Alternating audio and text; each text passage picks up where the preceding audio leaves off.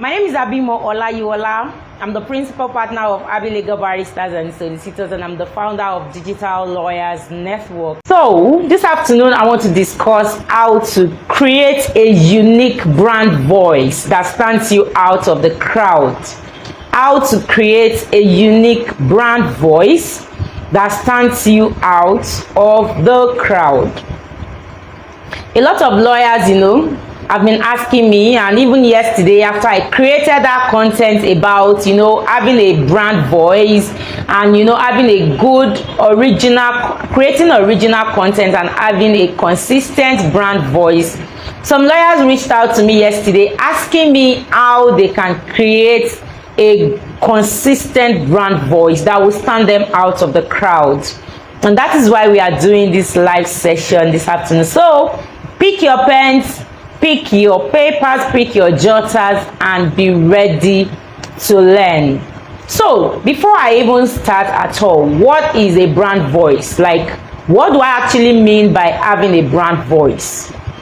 Now, a brand voice is your firm's personality.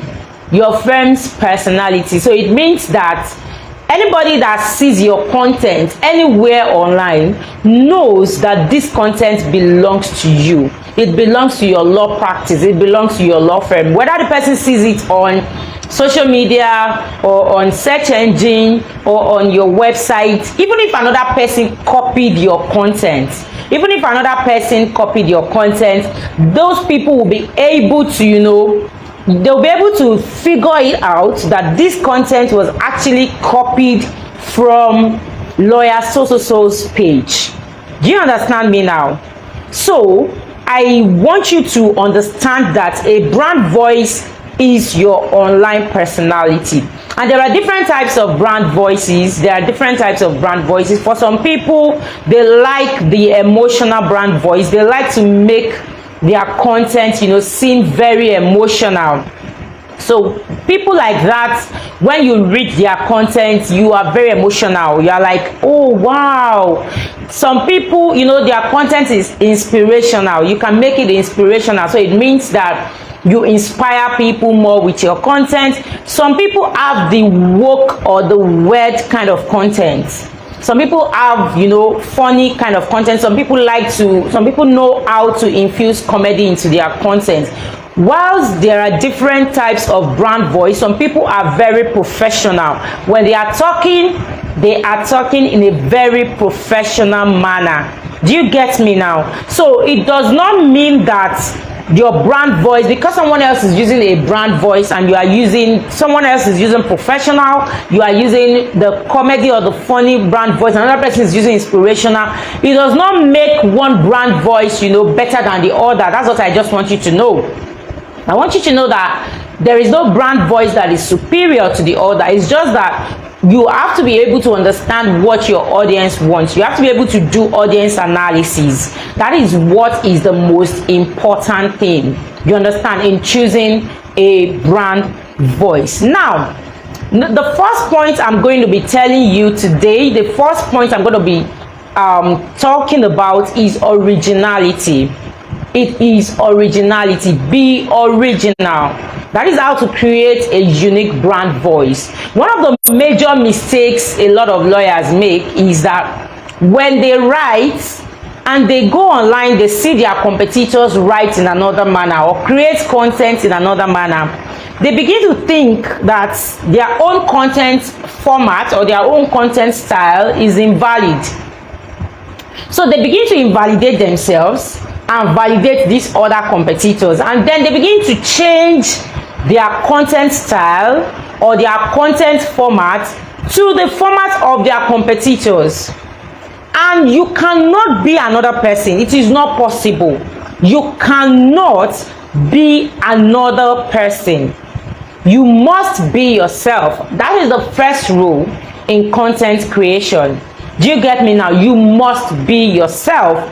If you really want people to engage with your content, you want your content to go viral, you must be sure to be yourself. So be original. Whether you are the quiet person who does not like to talk much, you can't scream and shout the way I scream and shout, that is your personality. And believe me, you will have people who will connect with that your personality. The only thing that will make it difficult for people to connect with you is when you are trying to be someone else. So if, for instance, now I'm trying to copy someone else, it will be easy for my audience to fish me out, to know that, oh, this is not your personality. You are just trying to copy another person. And the worst thing that can happen to any brand is for people, do you get me now, to be able to identify who they are copying. So people can identify, they can say, oh, you are copying so and so person. That's the worst thing that can happen to any brand. So don't let that happen to you. Number two, put your audience in mind. Put your audience in mind. If you want to create a unique brand voice, for instance, now if you are an entertainment lawyer, you should know that most of the brands you'll be working with are young, energetic, happy, lively people.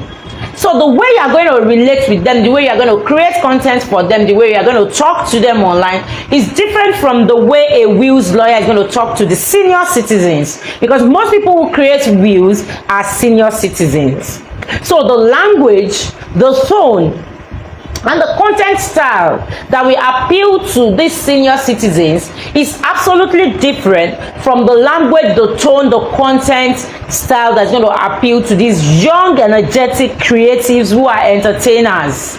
Maybe someone who is a skit maker, someone who is a comedian, someone who is an actress, someone who is a dancer. Do you understand what I'm saying? The way you're going to create content for that person is different, absolutely, from the way you're going to create content for senior citizens.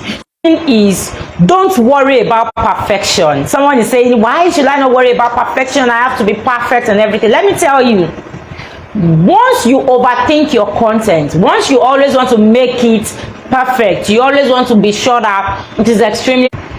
So if you really want to, you want to catch your audience and everything, you have to be sure that you can put out your content without trying to make it perfect. Someone is saying, why should I not make it perfect? The answer is, if you overthink your content and you want to be double sure that this content is extremely perfect, you will kill the creativity. Most of the contents that go viral, they are not contents that are perfect. They are actually contents that if you ask the content creator, they were not even sure that it will go viral. The content that you sit down and you want to perfect, you overthink it, you do everything to be sure that this content is perfect. I will tell you that those are the content that don't even go viral. From experience, they are not the ones that will go viral. The ones you think will actually go viral don't go viral.